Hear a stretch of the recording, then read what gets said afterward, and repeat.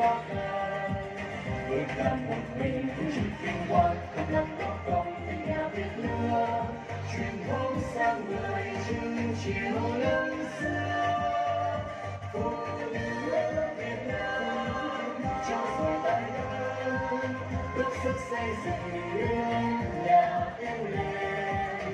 Nguyện vì lời dạy của Bác khi xưa cho đời tiếng vang em bất qua rạng rỡ tên ngàn